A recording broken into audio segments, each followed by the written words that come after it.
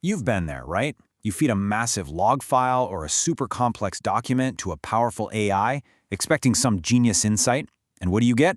An error message. Or, even worse, just complete nonsense. Well, you are not alone. It is an incredibly common frustration, and it points to a huge blind spot in how today's best models work. So today, we're going to get to the bottom of it. We're going to deconstruct exactly why your AI chokes on big files and look at the seriously cool ways we're about to fix it. All right, so here's the game plan. First up, we'll dive into the big file problem itself, that feeling we all know. Then we'll pop the hood and see how these LLMs actually read. It's not what you think. After that, we'll check out the clever but kind of broken workarounds people are using. We'll ask the big question, why aren't we past this yet? And finally, we'll get a peek at what the future of AI reading looks like. It's pretty exciting. Okay, let's kick things off with that all-too-familiar moment, the big file problem. It's that sinking feeling when this incredibly powerful tool, this thing you thought was a super genius, just hits a wall. And it's a very specific and very, very annoying wall. So this is the heart of the matter. You've got gigs and gigs of data, right? Server logs, complex code, mountains of research papers. All you want is for the AI to find that one tiny needle in a continent-sized haystack. But the second you give it the whole haystack, it just breaks. So what's going on? Why does it fail so spectacularly?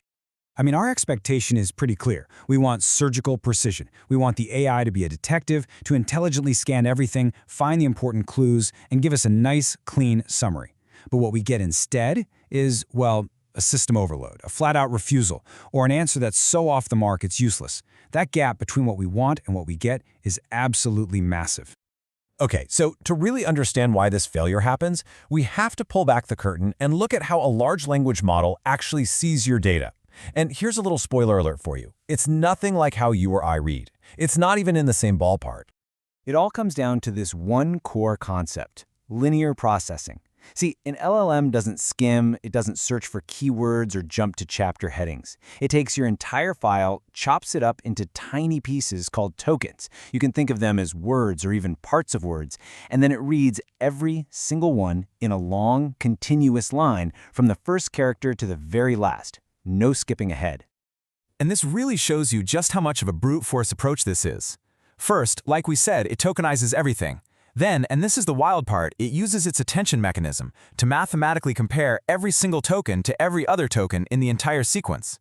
That's how it understands context, but the computational cost is just insane.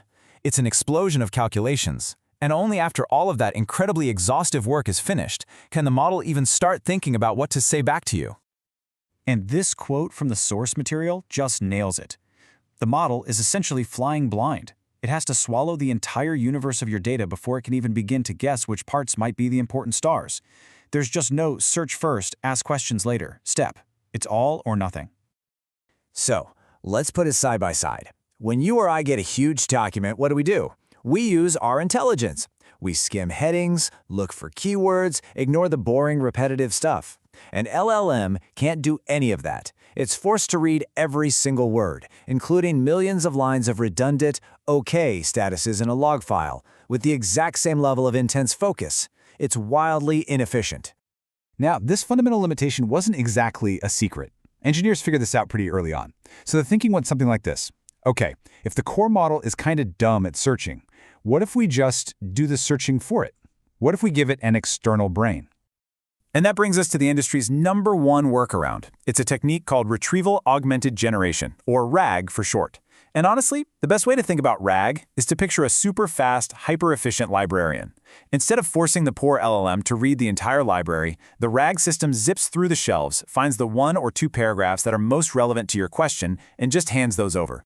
So you can see here, all the real work happens before the AI even gets involved. You take your big document, you chop it into smaller chunks, you turn each of those chunks into a string of numbers, kind of like a mathematical fingerprint, and you store all that in a special database. Then, when you ask a question, the system just searches the database for the best fingerprint matches and feeds only those relevant little chunks to the LLM. Sounds pretty clever, doesn't it? Problem solved. We've totally bypassed the model's biggest weakness. Well, not so fast. Because, like with so many clever engineering hacks, this one creates a brand new and honestly a really gnarly problem of its own. And here is the real kicker. That first step, chunking, it sounds so simple, but it is ridiculously hard to get right. How do you split a document without, cutting a key sentence right in half? How do you chunk a log file without separating an error message from the 5 lines before it that explain the cause? Suddenly, you realize the paradox. The intelligence you need to chunk a document correctly is the exact same kind of intelligence you were hoping to get from the AI in the first place. It's a total catch-22. Which brings us to a huge question. If everybody knows that the core architecture has this weakness, and the main workaround is this tricky, fragile process, why haven't we fixed it yet? Why are we still stuck here? Well, this timeline tells a big part of the story. It's a classic case of patching an old design instead of building a new one. The original transformer from 2017 was revolutionary for handling sentences, but it was never built to read a novel. And ever since, we've just been tacking on optimizations. Today, the whole industry is basically in a bigger window race, just trying to make that one long reading lane cheaper and wider, instead of designing a smarter way to read. So you really have this perfect storm of things holding us back. You've got this architectural debt from a 7-year-old design. You've got models trained on the messy, flat text of the internet, not the structured data we use in the real world. And maybe most importantly, you have massive economic inertia. There is a $1 trillion ecosystem built around making the current thing bigger, not inventing the next better thing. At the end of the day, these models just lack what you could call cognitive control. They can't decide what's worth paying attention to. But okay, it's not all doom and gloom. The story definitely doesn't end here. Researchers are hard at work on the next generation of AI. So let's look at what's coming next, as we finally move away from this blind consumption towards something that looks a lot more like intelligent seeking. Right now, there are kind of two paths emerging. On one side, you have these really complex ideas like GraphRAG, which try to build a perfect map of all the knowledge in a document before doing any thinking. It's a cool idea, but it's often too fragile for messy real-world data. The other path, which seems way more promising, is a two-stage approach. Use a small, cheap, fast scout model to quickly skim the document and find the important bits, and then you bring in the big, powerful core model to do the heavy thinking on just those pieces. It's basically mimicking how we work. And this quote just brilliantly captures the massive shift that's on the horizon. We're about to go from large language models to something new, autonomous reasoning models, or ARMs. And the key difference is that these systems won't just be passive consumers of text. They'll be active agents that can strategize, search, and actually choose the best way to consume information to solve a problem. So I want to leave you with this final thought. For years now, we've been held back by this fundamental limitation, by an AI that has to read every single word. So just imagine the possibilities.